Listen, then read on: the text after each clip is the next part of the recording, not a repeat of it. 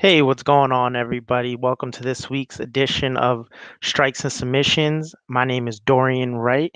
This is my co-host Michael Daly, both a part of the Right Way Sports Network. How you doing today, Mike?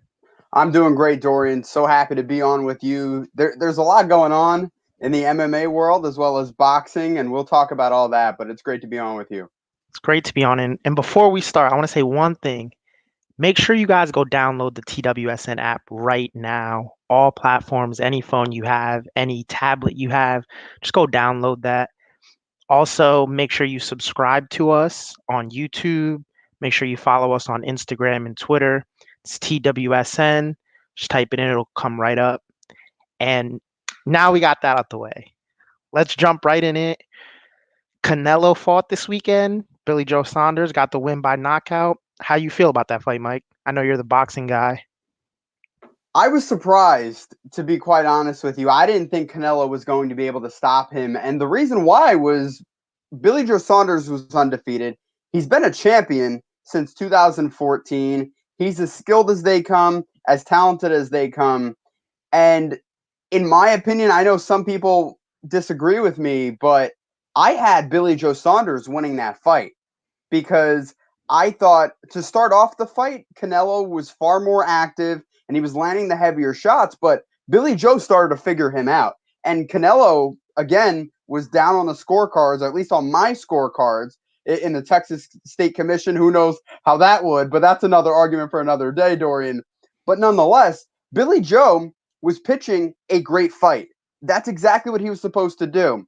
The problem is Canelo has the ultimate equalizer. His power, it is so hard to deal with. All it took was an uppercut to the right orbital bone, and that ended it. I was shocked, but you know what, though?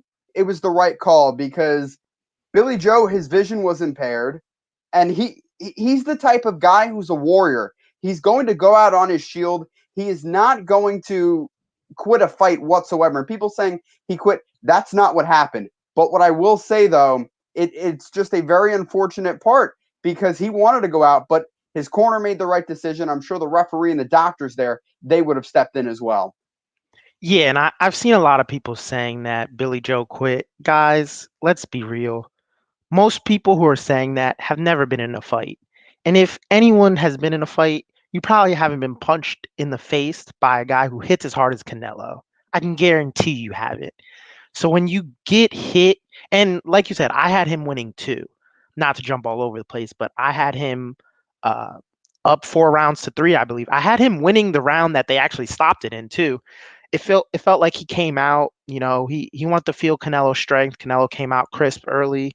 Then Canelo kind of slowed down, and I felt that Billy Joe was taking over. And then, like you said, great equalizer. Boom, one shot, eye swells up, bone broken, can't really see. And yeah, he didn't quit. Let's make that known. His cornerman threw the towel in. That's how the fight was ended. He didn't physically quit. Granted, he didn't get up off the stool, but that's because his cornerman was telling him that. And good stoppage. You want to live the fight another day. You don't want to have the super bloody face, all the bones broken, just to go to decision. And like you said, in boxing, you're probably not going to get the decision win over Canelo. We saw um, when he fought Triple G. You're probably not going to win a decision over Canelo. Let's just be real here. So yeah, throw in the towel. I don't think his stock dropped at all. I think he can go get another big name fight, and obviously Canelo's going to try to go unify the belts. But you know, I I think overall it was a good night of boxing. Um, Very entertaining. I like Canelo's walkout. A lot of people were giving him heat on that. What do you think about the walkout? Was it too long? So here's the thing. Again, I think mixed martial arts does it the best. For main events. Boxing, when it comes to the undercard, they're in and out, very snappy with it, which is great. And that's exactly what happened on the undercard of Canelo. The fights were ripping through. So it's not like the rest of the card was taking their time. But I'm not mad at it because look, here's the thing. Canelo is the biggest star in boxing right now. He's trying to entertain Aside from the Jake Paul.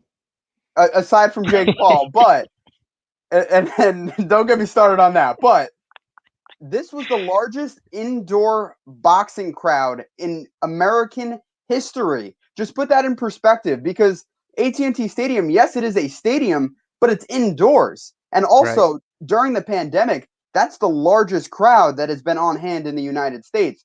So look, it wasn't Cinco de Mayo weekend, but it might as well have been because Canelo was fighting in early May. So of course he's going to put on a show. Do I love that he took his time? No, but you know what? Again, not mad at it because he is trying to entertain his fans. Even when he fought Avni Yildirim, he had Jay Balvin out there, and he was kind of bobbing his head and dancing a little bit too. Jay Balvin walked him out. So Canelo is used to the flair, used to the theatrics. He is this era's Floyd Mayweather. Maybe not in the same extent in terms of that bad boy attitude that people hate. People love Canelo for the most part, but still, he's trying to put on a show and make the most of it. So I'm not mad whatsoever. Yeah, I see what you mean with that. And with him, I didn't know that that was the largest crowd in American boxing history. That's a crazy record to have, seeing how we've had Floyd, we've had Ali, we've had a lot of greats from America who go out and put on obviously a great performance every time. Um, but yeah, wow, Canelo did it again, man. You can't really count him out. You can't bet against him. You shouldn't. You're gonna lose a lot of money.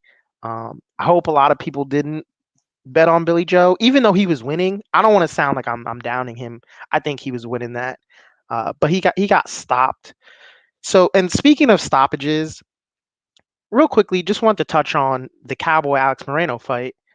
And Cowboy was supposed to fight Diego Sanchez. We know that everything happened with Diego and his manager. Whole lot of creepy stuff going on. But, you know, Cowboy has to take a fight on short notice against a young, up and coming killer who this was supposed to be Cowboy's swan song. Him and Diego, two OGs, supposed to bang it out. And okay, both of them probably retire after that. Cowboy steps in with this young dude, finishes him quickly, easily. And in my head, I'm thinking, like, this sucks because I like Cowboy and I'm sure Alex likes Cowboy as well, but when you got a guy who you've been watching since you were young and you were getting into the sport to be able to just compile all these fight of the nights, knockout of the nights, performance of the night, all these bonuses Cowboy has, his resume is so long, and you're thinking, hey, I'm about to fight the guy I may have looked up to. That's a huge motivation for that guy. And hey, he came out, he did what he was supposed to do, he finished Cowboy. Um, I don't want to see Cowboy fight again. What about you?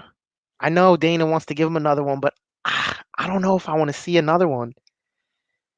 When I first heard that Diego and Cowboy were going to fight, I actually thought Cowboy was going to win that fight. And then once Diego, that fight was scrapped, Alex Morono was put in. I thought, I don't know if that's a great idea because Alex Morono, yes, he lost his last fight, or at least his previous fight, to Anthony Showtime Pettis, but it was still a competitive bout. He lost only by a decision. So Yeah, he's a scrappy guy, and he's in a lot of close fights. I knew that if he took advantage of Donald Cerrone's slow start, which Cerrone's notorious for, it could be a short night for Cowboy. And it was. Alex Morono knew exactly what to do. Get in there, get off to a fast start, and that could be all she wrote. And it was all she wrote for Cowboy.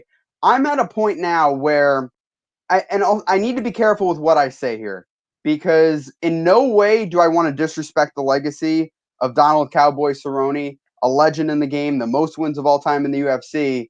But it may be time to hang it up because I think his better days are well past him, and the peak part of Cowboy's career was 2018, 2019 when he was on that several fight winning streak. And then once he got paired up against Tony Ferguson, that's where he started to hit that downward slope in his career, and his trajectory really started to show that it wasn't going to be the same as to what it was. But I am very glad though that he got that massive payday with Connor. That is one thing I am very happy that he got because he deserves it. Again, a legend in the game, but at this moment in time, Dorian, I think it's time for him to move on because as someone who has loved watching him growing up, I don't want to see him get hurt anymore. He has yeah, sponsorships. He has a ton of other things that he can do outside of professional fighting. And I know it is extremely difficult for a fighter to step away, but look, he has a family. I just think it's time for Donald Cowboy Cerrone to step aside because I don't know his personal life, but I don't think he needs to fight anymore. And I know he loves it, but again, I just don't want to see him go out on his back like we have been seeing him. Yeah, and I'll speak for Cowboy. I don't know him personally, but I'm sure he's not fighting for money at this Yeah. point. He's fighting because he loves it and he's spent so much time in this game, and he was one of the pioneers of the UFC, helped grow it to the popularity or the popular promotion that it is now. And like you said, height of his career was on a title contending streak at 55, and then all of a sudden the UFC starts feeding him killers and elite level competition because if you want to be a champ, you got to beat these guys. Tony Ferguson got stopped. Justin Gaethje got stopped. Conor McGregor got stopped. Anthony Pettis loses by decision. And then it's like you keep how many elite fighters can you keep fighting until you realize I'm not at that level anymore? Maybe I should fight some of the I don't want to say lower level guys because all these guys are world class athletes. Let's be clear. But when you're fighting for a title, those dudes at the top, I think that's why rankings are so important. The high ranked guys aren't looking at you like, oh hey cowboy, like love you man, all you did for the UFC. No, they're coming to take your head off. And like you said, if you get off to a quick start against Cowboy, he's gonna have a long night. And we've seen that over the past few years. Connor came out, broke his nose in 30 seconds. So I don't know. I don't want to see him fight again, but I get it. He took this one on short notice, kind of. So let him go out with at least the opponent he thought he was going to fight. Um, but speaking of pulling out, we got Paulo Costa and Jared Cannonier just got booked for August, and obviously Costa pulled out of the Whitaker fight. He was supposed to have a couple weeks ago to really determine if Bobby Knuckles was the number one contender again. You know, he pulls out with flu-like symptoms or whatever, and they just rebook him with Jared Cannonier. Please, please tell me you don't like this just as much as I don't, because I hate this booking. I actually like this. You know why I like this? Please tell me. Because the reason why I like this is because one, both of them are coming off of losses. Two, it's been a while since either of them have been fought. Everyone else in the division is pretty much booked up. And Paulo Costa, it's at a point where he still wants to get back to a title shot. Jared Cannonier, had he defeated Robert Whitaker, he would have had that title shot eventually against Israel Adesanya. So I think this is actually a very smart move. I know you disagree, but I have to give this one to the UFC brass who decided to put this one together. It makes a lot of sense. And you know what? I could see this being a Paulo Costa versus Yoel Romero type of fight where it's a barn burner and could go either way. Yeah, I mean, I get what you're saying. They're both coming off of losses, trying to get back into the title contention. I'm not mad at that. What I'm more so mad about is Derek Brunson got booked with Darren Till. And that, we got obviously Robert Whitaker's taking some time off. We have Marvin Vettori fighting Izzy in June.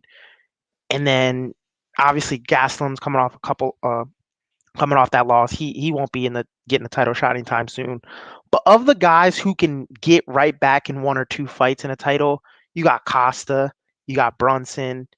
I guess you can put Cannoneer in there. And because Israel's calling for Darren Till, you got to throw Till in there. I think of those four guys, it should have been Costa Till because stylistically, or Costa Brunson. Stylistically, I feel like Till Costa would be a more entertaining fight. Um, and I think Brunson has what it takes to beat Paulo. But the reason I don't like the Cannoneer fight is because Cannoneer just fought Robert Whitaker and he was outclassed. Let's be honest. He was outclassed. You're going to give him Paulo Costa coming off of his only loss in his career, Costa's going to rip his head off. And I don't want to see that for Cannoneer because, he's been bouncing around weight classes trying to find the one that finally suits him. I feel like this is the one that suits him. I think he could have taken another fight before he started before he got to Costa. That's my only issue with that. And I think Costa stylistically, I would have liked to see him and Till go at it.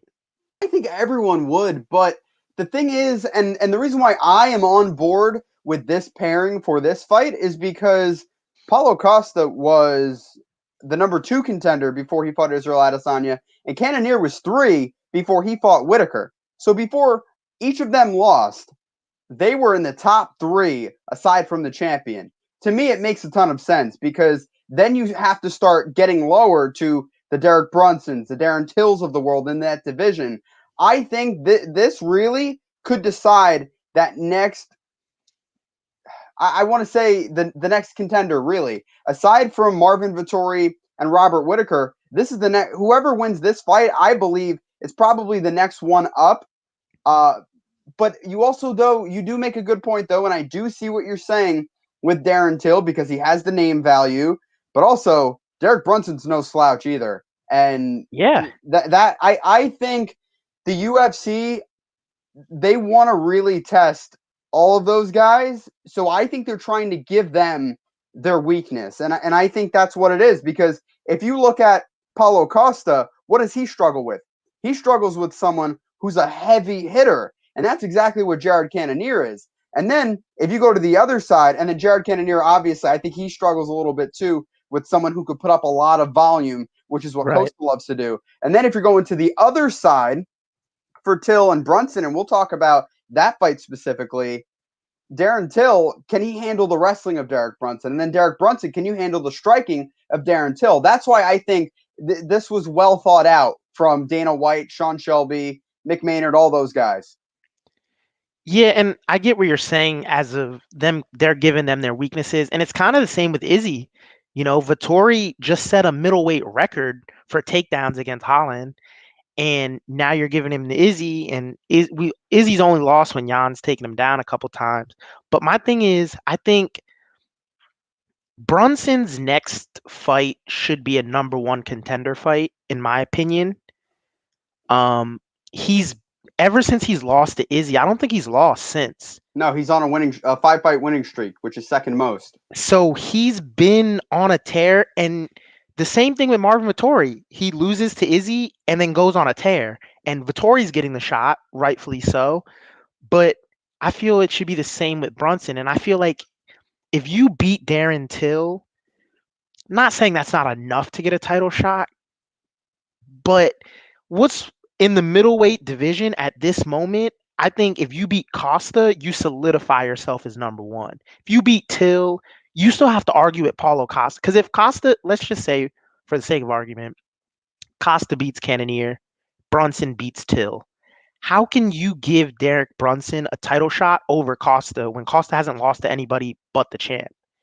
And then I feel like they're gonna have to run into each other anyway. And Izzy's gonna make him fight. Hey, I beat both of you guys already. Do it again. That's what he's gonna tell him. Because Izzy wants parity, and I think these type of matchups, when you have four guys and you book them um, so close together, it's because you want the title landscape and the contenders to fall in line. Which I get. They want to do that at the middleweight division, but I don't know. I think they dropped the ball with this one. And specifically, we can go into the Till Brunson fight. If Darren Till beats Derek Brunson, is he next in line for a title? Because he's only fought what 2 or 3 times at middleweight, and he lost to Robert Whitaker most recently. So it's not like he's on a massive win streak. Izzy only wanted to fight him because of the striking styles. And I don't know. I think they're going more so based off of what Israel wants rather than what should be done, is my opinion on that one. If I had my druthers, even if Darren Till defeats Derek Brunson, I wouldn't give it to him. But again, Israel Adesanya, I think, is going to have the final say in this one, which he deserves. Israel Adesanya, you can make an argument that of all the champions, he might be the biggest name right now, just in terms of name recognition. So he deserves it. He's a big draw. And I think for Adesanya, the reason why he wants that fight with Till is because he doesn't have to worry about being taken down. Darren Till is not Yeah, going to take him down. Whereas if you put him in there with Derek Brunson, yes, Derek Brunson struggled back in MSG November 2018 trying to take him down. But I think Derek Brunson is a much more refined version of himself than he was back in November 2018. That will be a harder fight for him. But I just can't give it to Darren Till right now, even if he defeats Derek Brunson, just because you have Jared Cannoneer, who was waiting in line. You have Paulo Costa, who also was waiting in line. And I just think, I don't know, I really think it would just be a karate matchup, and that completely favors Israel Adesanya. But also, Israel Adesanya doesn't just want to take that fight with Till because of the style. Obviously, he thinks he can beat Till, which is why he was calling for it. But because of this money, exactly. look at all the pay-per-view buys because Till fights a lot. From time to time he fights on pay-per-view. He's even headlined a pay-per-view against Tyron Woodley. But look how many fight nights he's fought on, and he has people tuning into those. So just imagine a pay-per-view of that magnitude and that kind of atmosphere against Israel Adesanya, a top 5 pound-for-pound fighter on the roster. That will be a mega fight. But again, I don't think it will be a close one. I think Israel Adesanya will have tougher tests in guys like Jared Cannonier and others. But getting back to the original point though, I'm not mad though at the scheduling and at the pairing of these two bouts because I think it makes sense. The middleweight division right now is in a little bit of a round robin style tournament, and that's what's going to happen. I could very well see the winner of those two fights having to fight each other because Israel Adesanya, not only is he going to have to fight Marvin Vettori in about 4 weeks from now, but then he's going to have to fight Robert Whitaker in the earliest September, but if I had to guess, probably closer to December than September. But it's regardless, it's going to be a while before any of those guys have a real shot. So there could be a possibility where you just pair off the winners. Yeah, and I think that's what they're gonna have to do. Because, like you said, Robert Whitaker's next in line, regardless. So when you look at it, Izzy and Vittoria are fighting in June. Depending on the damage he takes and how quickly he wants to get back in there, um, because he looked pretty flawless against Costa, and he didn't jump back in there immediately. He waited until Jan was ready to defend his title. So I think, like you said, the earliest would be, September.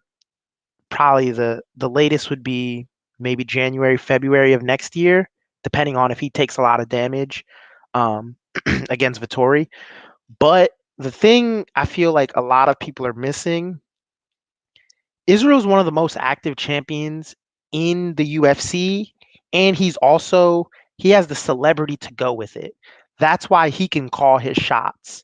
That's why he can say, "Hey, if you beat him, you're the number one contender." It's not because he does anything special. It's just literally he's a celebrity and he's one of the most active champions on the roster. So, like you said, they're in a round robin. That's their fault. Most of these guys have had a chance to beat Izzy and they came up short. So I feel like if you don't like the way that a guy does something, or if they don't like the inactivity, or I think Brunson even had a problem with him going up to 205 to fight Jan, and the whole fight the whole fight week he's saying I'm coming back to 185 to defend my belt, win or lose against Jan, just so all the people in the middleweight division can basically shut up. So I like Izzy. I like where he's going. If he does stay the champion, then he's got Whitaker next, and then after that, like you said, it's either going to be one of the four: Costa, Cannoneer, Till, or Brunson again. So I'm excited. There are two rematches, obviously, with Costa and Brunson, but two new fights for him, possibly with Cannoneer. And who knows? Maybe there's another dark horse that comes out and goes on a 3, 4 fight win streak that Izzy wants to fight next. Um, but we don't like inactivity here. So moving on to the next topic, one of my favorites, Jon Jones. Dana White recently came out and said that Jon is no longer going to fight Francis for the belt. It looks like Francis Derek Lewis 2 is being in the works for late summer. But what they are willing to do is Jon versus Stipe for the number one contender spot. Me personally, I like the fight. What are your thoughts about that? What other fight is there to make for Stipe? And the reason why is, are you going to put him in there with Derek Lewis? No, you're not. I don't think so. I think you have to pay Stipe as much respect as you can. And although a fight with Jon Jones will be extremely difficult for him, it's really the only one. But I don't think it'll be anytime soon, nor should it be. It should be a while before either of those two fight. Right now, Jon Jones is looking like he's I don't John yes, Jon Jones is training mixed martial arts, but I think he's trying to get his body in order to Yeah. acclimate to 250 pounds or whatever he is in the heavyweight division, and then he'll really get into rhythm and then get into a fight camp. Stipe, that was a rough knockout loss. I think he needs to take probably at a minimum 6 months off from the Francis fight to his next fight. If I had to guess, though, it'll probably be much longer than that because even with the Daniel Cormier fight, the trilogy, it was 7 months between the DC fight and then the rematch of Francis. So I could easily see Stipe being out of the octagon for about 8 months, coming back, and that would mean Jon would have plenty of time as well. I favor Jon heavily in that fight because I don't think Stipe can touch him whatsoever with the wrestling. Although Stipe, in his own right, a collegiate wrestler at Cleveland State, a solid wrestler, but Jon Jones, immaculate takedown defense, a much better striker than Stipe. Oh, and let's not forget, Jon Jones was a heavyweight when he entered the UFC. Everyone says, oh, Jon Jones, lightweight, light heavyweight this, light heavyweight that. No, no, no. He was a heavyweight, and he was so dominant too. Brandon Vera defeated him, and obviously he had that one loss on his record, which I think should be expunged and taken off of his record. But that's neither here nor there. Jon Jones started his career in the UFC as a heavyweight, was dominant, moved down to light heavyweight where he really took off. So I think Jon Jones is on a path to fight for the title. Yeah, and I mean, you hit the nail on the head. Jon, he's not, I think he posted it on his Instagram. He's not really training martial arts right now. He's just trying to weight lift, get his body in order. And then he said one time in camp, I'm going to train. And to most people, you're thinking like, wow, like how could he not be training martial arts? He's going to be rusty. And you'd be worried about that. There's one guy I'm not worried about rust, ring rust, inactivity, whatever you want to call it. I'm not worried about with Jon Jones because we've seen it from him throughout the last 5, 6 years of his career.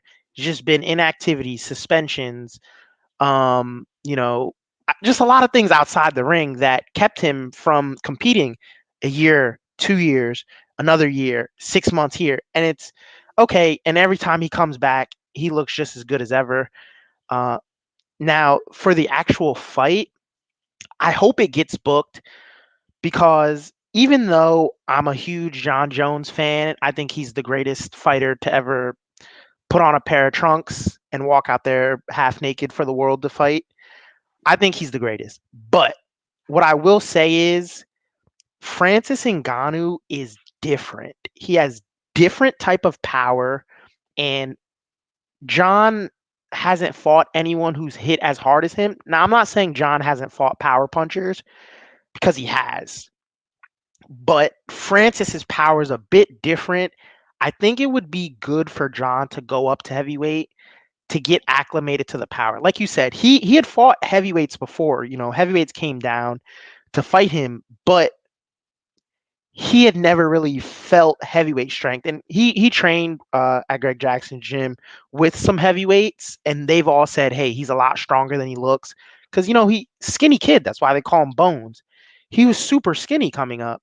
But now that he's put on actual size, the physiology of his body will get acclimated once he starts training martial arts, and Stipe's in for a long night, or if he's lucky, a quick night, because like you said, Stipe's not the better striker. Stipe might be the better pure boxer, but I don't think he's the better striker. Jon has kicks.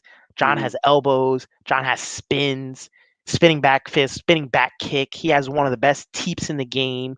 He does that weird oblique side kick to try to hyperextend your knee. Like he's gonna hurt Stipe. And to touch on another point you made, Stipe's not been the most active guy.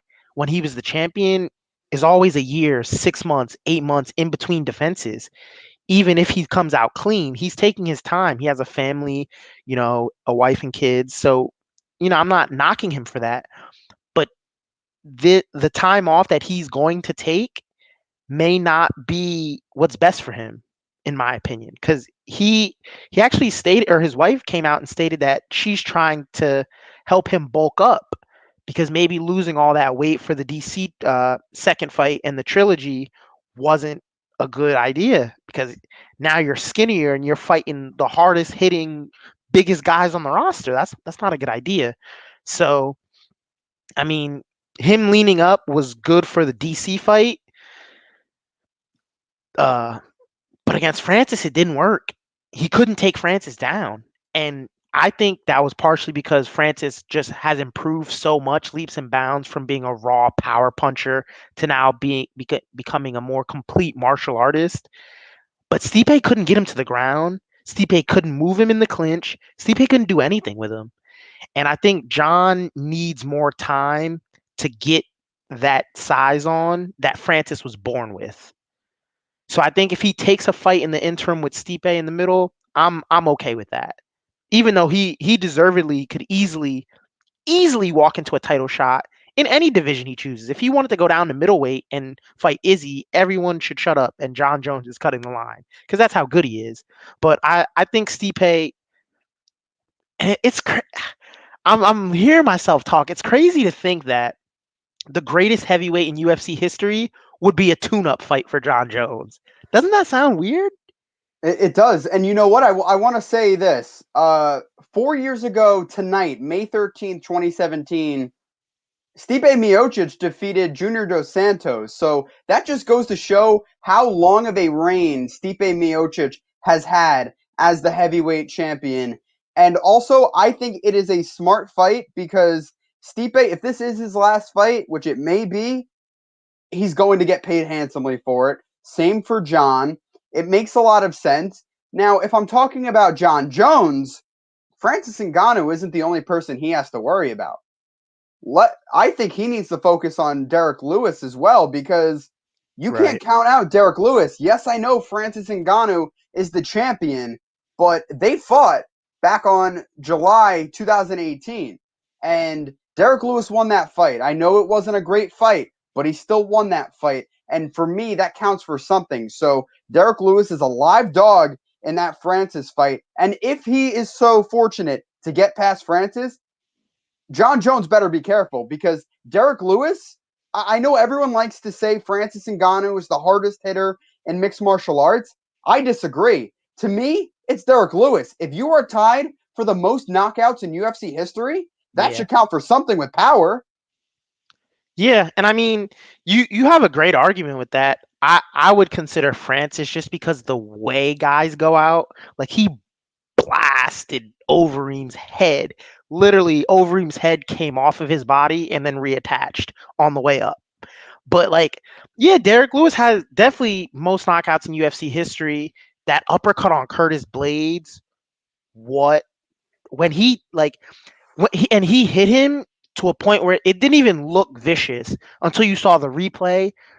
Just boom, and then like Curtis Blades slowly falls to the side, and I'm like, is he not gonna finish the double? Oh, he's knocked out. Like Derek Lewis has scary type like power. Francis is just raw. You can walk past Francis on the street and be like, okay, yeah, he hits hard. Derek Lewis a little bigger, and Derek Lewis is also slimming down, trying to get his cardio right. Derek Lewis has been open about not wanting 5-round fights because his cardio's not there, and he might be, joking a little bit.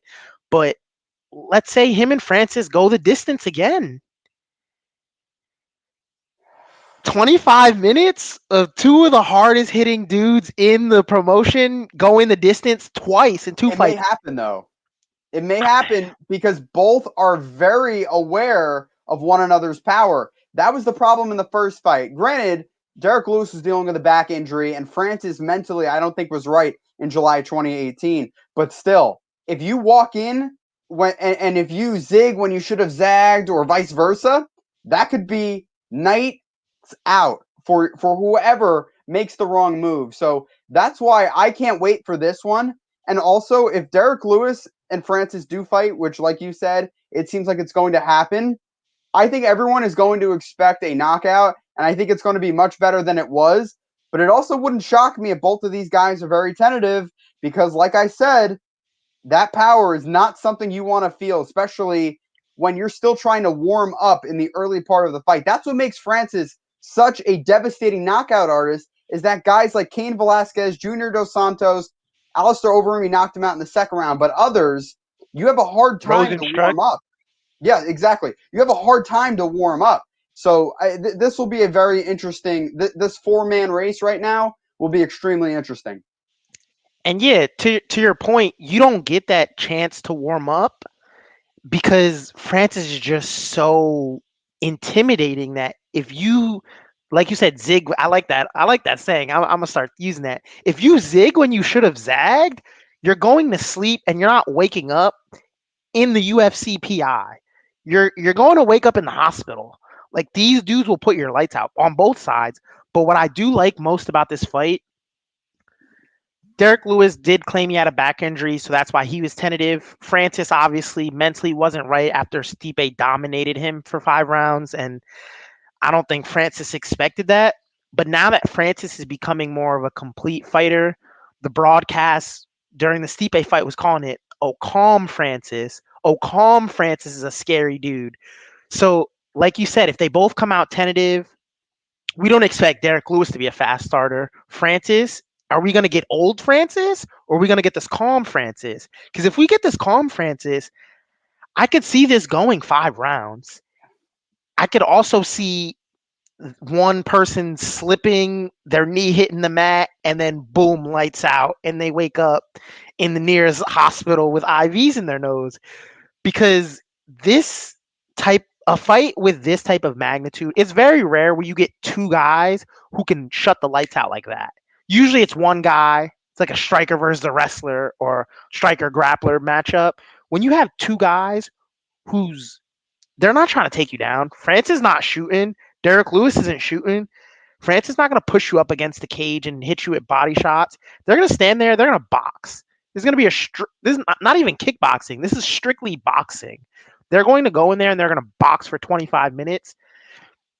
Who do you have winning? That's my. I know it's not booked yet, so official predictions might sound weird, but let's just have some fun here. Who do you have winning that? On May 13th, 2021, I'm going with Derek Lewis because he Wow. won the first fight. Yes, I know Francis is much more improved, but again, I think Derek Lewis, whether it goes the distance or he's able to find an opening, I think Derek Lewis gets it done. And a lot of people will count him out. I think that would be the wrong move. That's interesting. Um,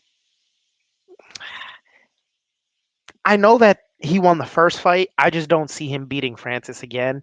It's hard to beat a guy twice, especially when you don't know how you beat them the first time. It's not like he came in, knocked them out. Oh yeah, I got his number. It's not like that.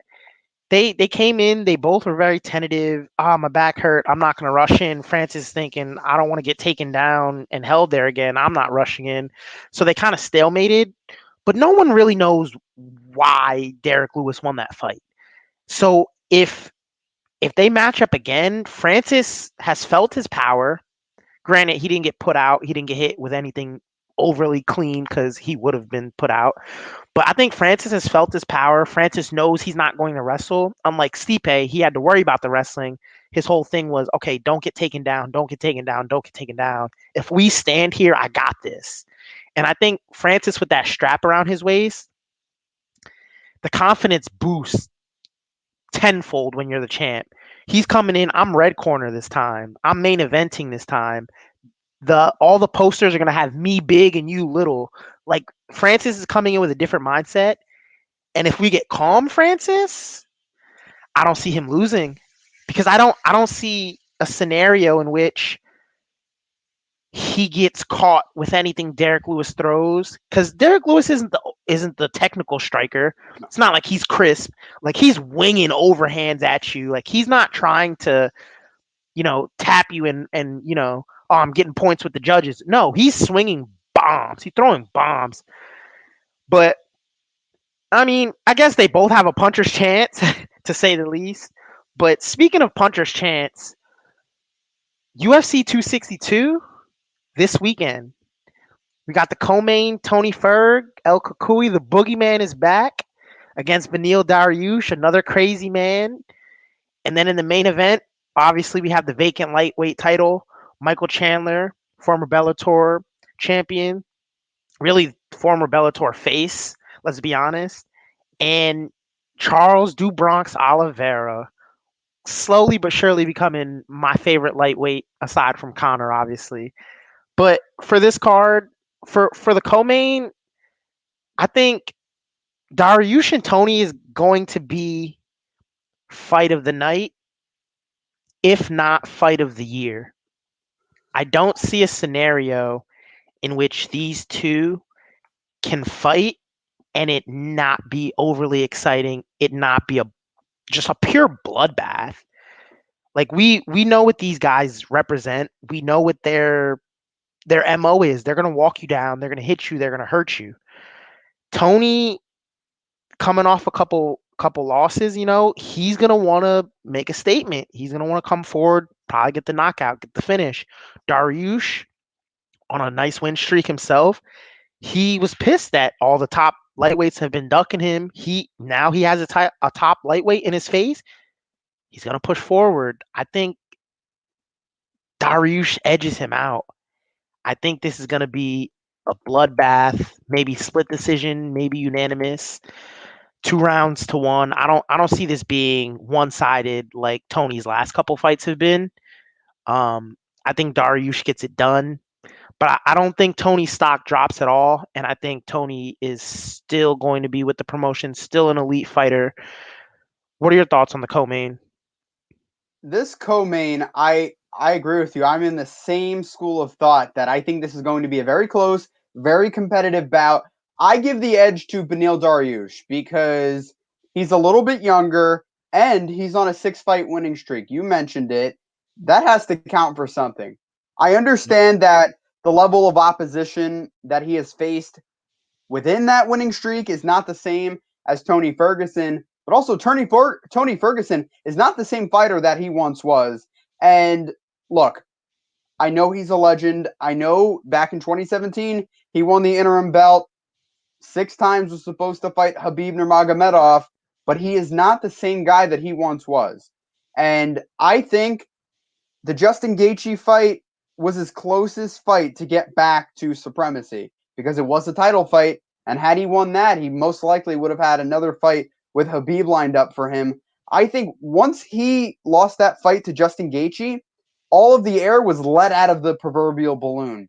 Yeah. And he let go of a lot of his coaches. Eddie Bravo's no longer there. Several other coaches are no longer there. I'm all for starting over. Now he's working with Ben Saunders and other guys as well, but I think you need that primary head coach in your corner. Right now, I don't know if he has that. And against a guy like Beneil Dariush, who can submit you, who can strike with the best of them, I just think that this is not the right timing for Tony Ferguson. But one thing that I do like, Dorian, is that a lot of people were actually criticizing this card overall, saying, "Oh, it's not weak. I mean, it's not strong. It's rather weak because Edwards and Diaz fell out." But Right. if you remember, towards the end of March, this fight was the original co-main. This was the original co-main event, but then they bumped it down. But then it ended up getting brought back to the co-main slot. I think it's going to be a great fight. I give the edge to Dariush. I think he wins by a split decision. I think it's going to be very close.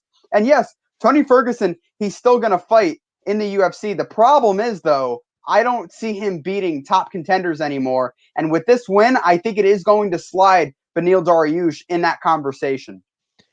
Yeah, and to your point, like you said, Dariush's win streak isn't against the super elite, but he's worked his way up. He beat Thiago Moises, that are Drew Dober, ironically similar to Islam's Makhachev, who you're a fan of, I'm sure. But he beat him. He beat Drakkar Close, one punch knockout. Spinning back fist on Holtzman. I can't think of his first name, but Nicky Holtzman. Holtzman. Okay, right. And then now you're looking at him and he beats Diego Ferreira. It's like, okay, you have to give Dariush a top guy because he's running through all the 10 to 15 ranked guys. So you got to give him a high level fighter.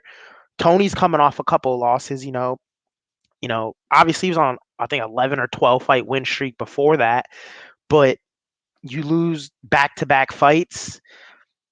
Yeah, you got to be a gatekeeper now. And let's be honest, when he lost the Gaethje fight, everyone, short notice, he's supposed to fight Khabib, blah blah blah blah blah. Whatever, he lost. He got beat bad, and Herb Dean saved him because his corner wasn't going to save him. His corner just kept putting him out there round after round after round. Herb Dean saved him. Let's be real. I don't think he wanted to fight Charles Oliveira because if you remember, he was saying how he should be, the number one contender. Khabib's been ducking him, blah blah blah blah blah. He pushed Gaethje after their fight. I don't know if you remember. Gaethje was trying to go up to him and he pushed him. Gaethje's like, dude, what's wrong? What's up with you? Just Tony's such a weird guy.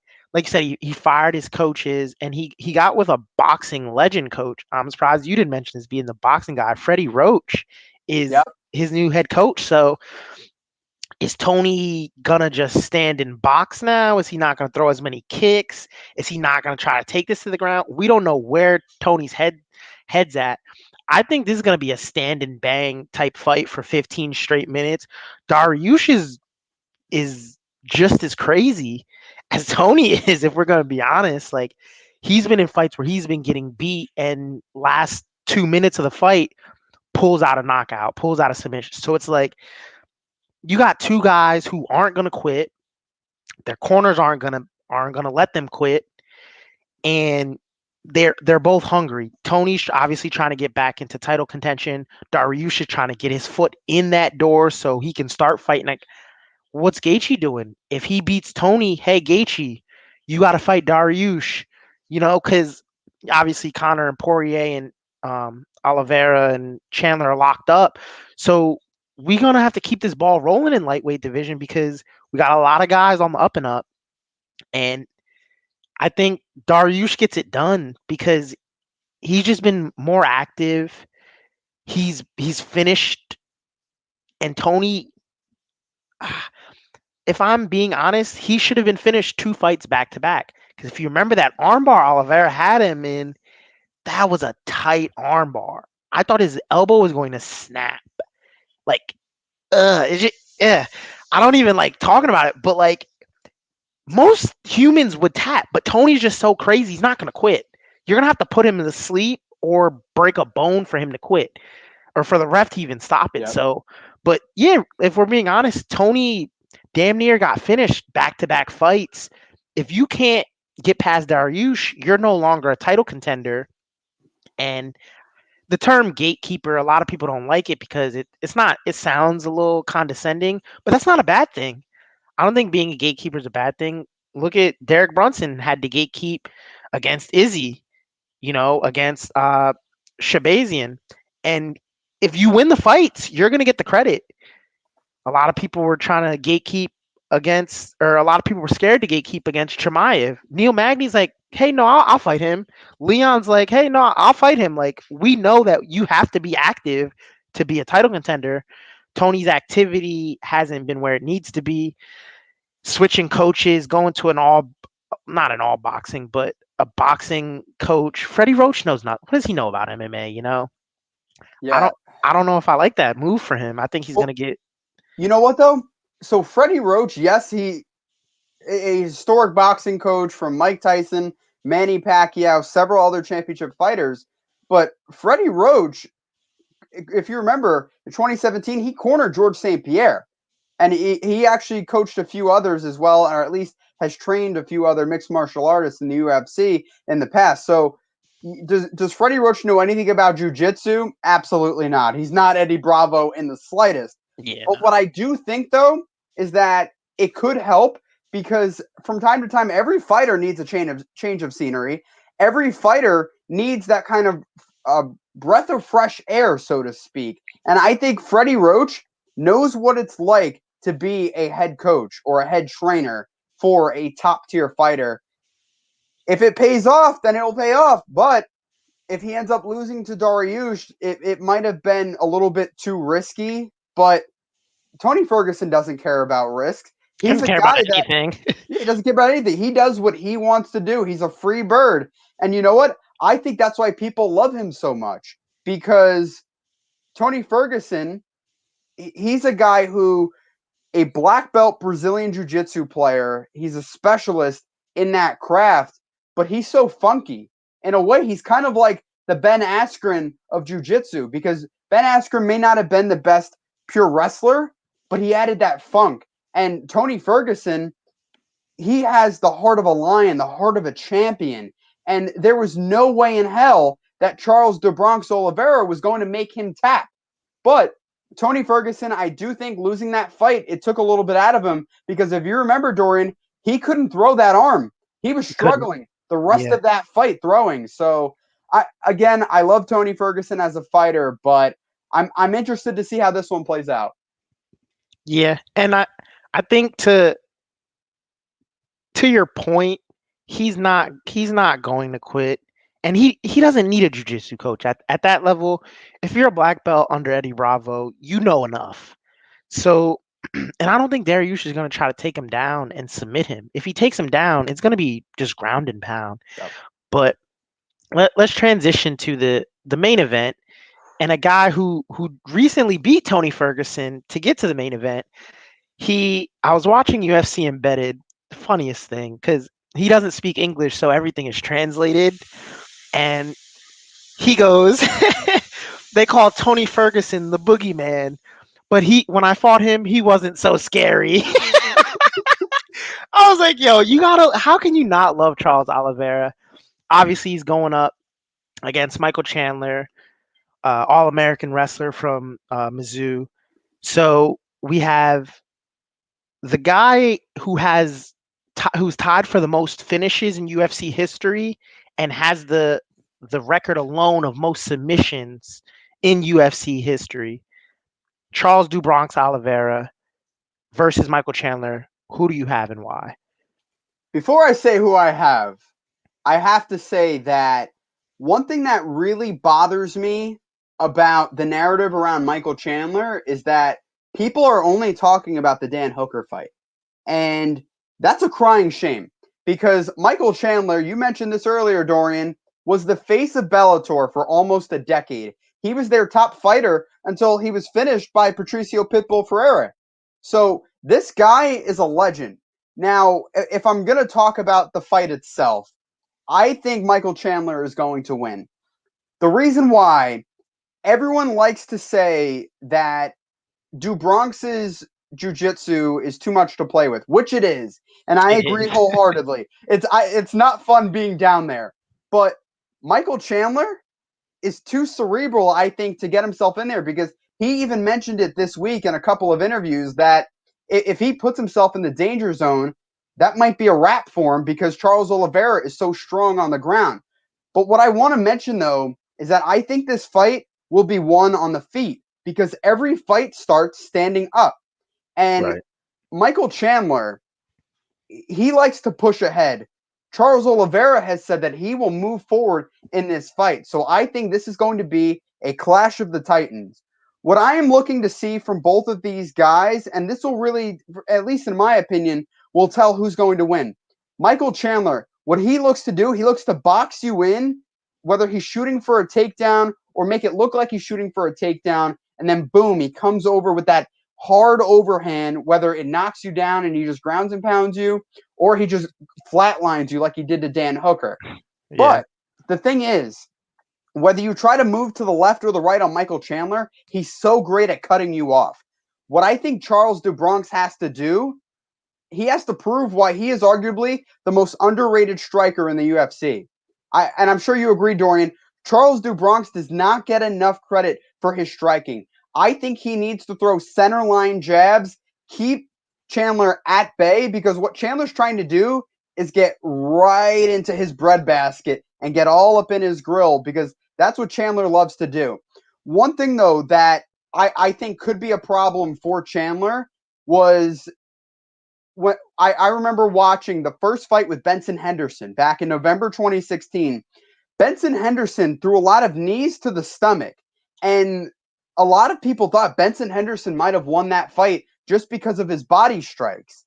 Charles do Bronx, I wouldn't say he's as explosive of a striker as Michael Chandler, but he is capable of being unorthodox and being hard to time. I think if he can land kicks to the body or even land front kicks, I think he could add that interesting element that Chandler might not prepare for. But ultimately, though, I think Michael Chandler gets the finish. I think he lands a shot that Oliveira does not see coming, and then it's lights out for Charles Oliveira.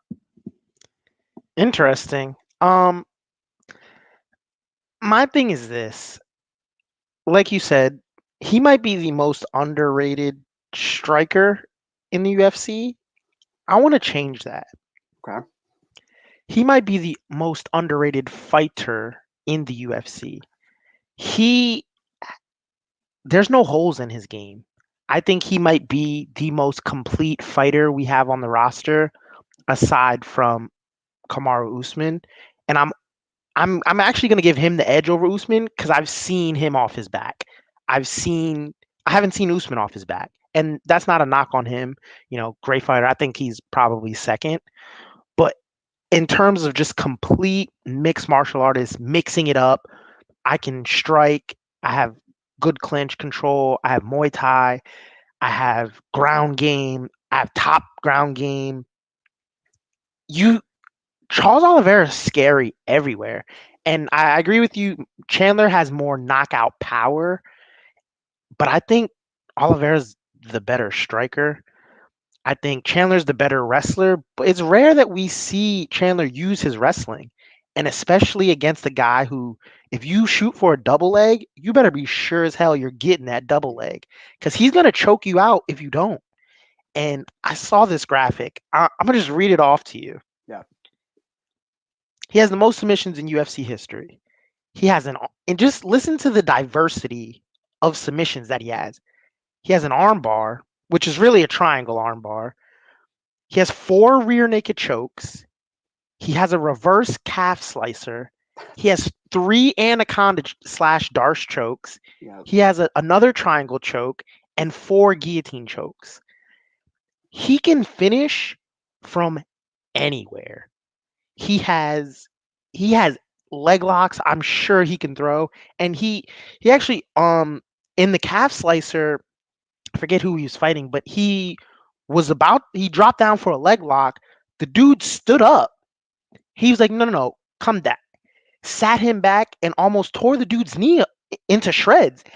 So Chandler like you said, this is gonna start and end on the feet, I think, because Chandler has to keep it there. If it goes anywhere else, if Chandler's back foot touches the fence, it's over. If Oliveira moves forward like he says he will, and I think to beat Chandler, you have to go first. You have to disrupt his rhythm. You can't let him dictate where the fight's going to take place because you're going to look like Dan Hooker. Dan Hooker was backing up. Oh, I'm going to one side. I'm going to zigzag, zigzag. And Chandler, body shot, boom, left hook, sleep. He has that type of power. Maybe DuBronx doesn't have that type of one punch power, but I think his striking is so crisp and he has great Muay Thai type boxing. Yep. I think his striking is more so Muay Thai based, from my own analysis, but I don't see a scenario in which he loses this fight. I really don't.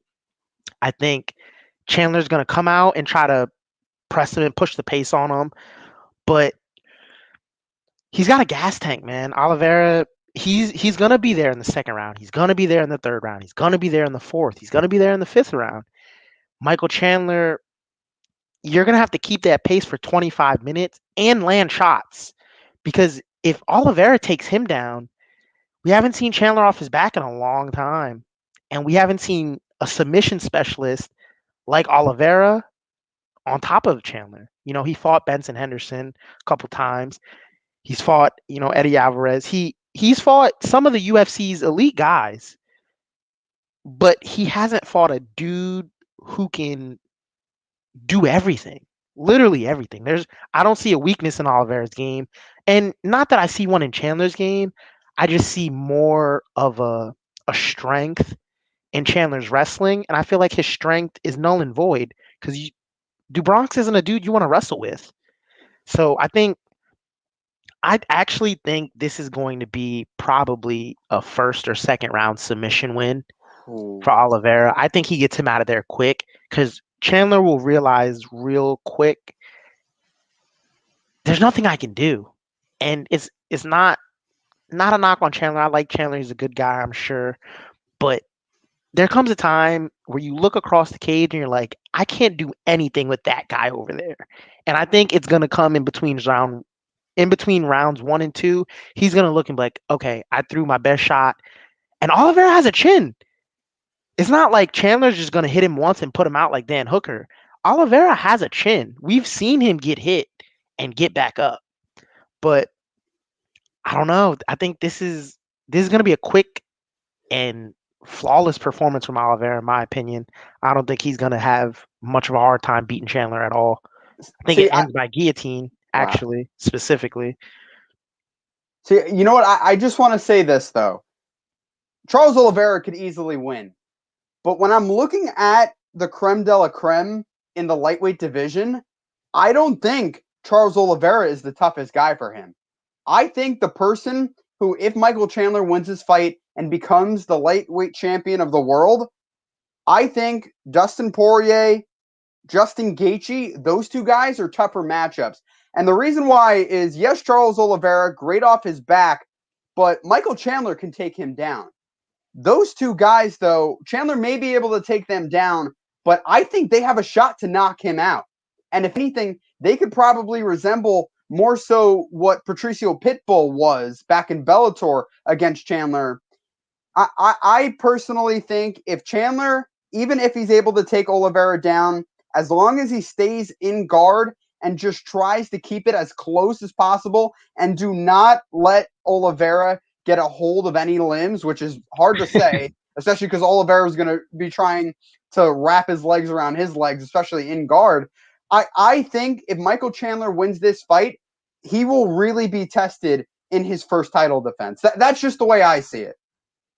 Yeah, I mean, whoever wins this fight is going to fight either Poirier or McGregor next, Yeah. and that's that's a tough fight for anybody.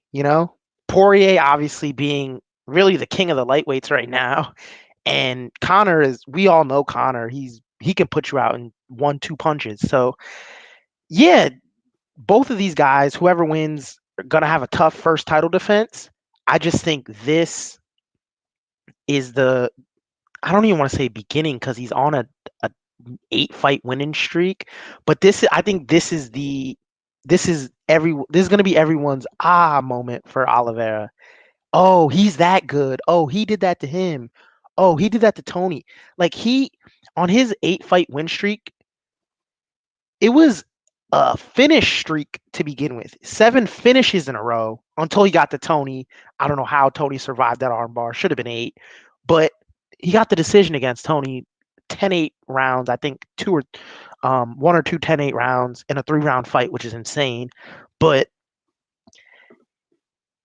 he's a finisher. And Michael Chandler's a finisher, but Oliveira's a different type of finisher. Because he can wrap you up. Like you said, if Chandler takes him down, I'm sure Oliveira, he would welcome that. Hey, you Yeah. want to come into my guard? Come right on, come right along, He'll welcome that takedown. Granted, if it's one of those like takedown control for like, let me just do it the last 40 seconds of the round to, win the round, if it's a close round or something like that, yeah, you're gonna want to stuff that takedown. But if it's in the beginning of the fight or the beginning of any round, Oliveira will let him take him down. And I think that's one of his biggest strengths and is why his striking is so good, because he doesn't have to worry about being taken down. You got guys who, like Izzy against Jan. I like to bring up this example because it's a striker. Izzy's a pure striker. We know that. He was a little hesitant to step in and strike with Jan because of Jan's power, but also he knew Jan was trying to wrestle him later on in the fight. So he got a little tentative, didn't throw when he should have, because in the back of your head, hey, if I miss and he slips this, he's gonna take me down. Oliveira never worries about that because if he gets taken down, you're getting triangled, you're getting armbarred, you're getting calf sliced, like anything. And to get to the takedown, you're gonna have to survive his guillotine. If it's a double leg, if you jump on a single leg, hopefully you get outside, you can get around that. But I don't, I don't see a scenario in which Chandler walks him down like he did Dan Hooker. Um, I hope I'm wrong, and I hope it goes longer. But I'm pretty confident in Oliveira taking this strap back to Brazil. That's fair. And I see where you're coming from. I just think Michael Chandler. I don't see how he loses this fight, and I know you don't see how Oliveira loses this fight. I just think everything that Oliveira is great at, Chandler has an answer for, and Chandler's no scrub in jiu-jitsu as well because he trains with guys like Vicente Burns brothers. Luque. Yeah, exactly. He trains with Gilbert Burns as well. He is going to be more than prepared for this fight. And oh, by the way, he's trained by Henry Hooft, so I think he'll be more than prepared for this one. Yeah, I think this is the main event, but the people's main event is Tony and Dariush. I think that's gonna be fight of the night for sure. Um, Oliveira might get submission of the night. Chandler might get knockout of the night, although Burgos might have something to say about that. But we're gonna wrap on that one, guys. Make sure again you follow TWSN on Instagram, Twitter, YouTube. You can follow me right here at Doe right here. Subscribe to the YouTube channel. Catch us every week at 7 on Thursdays. And Mike, we out. Peace. Peace.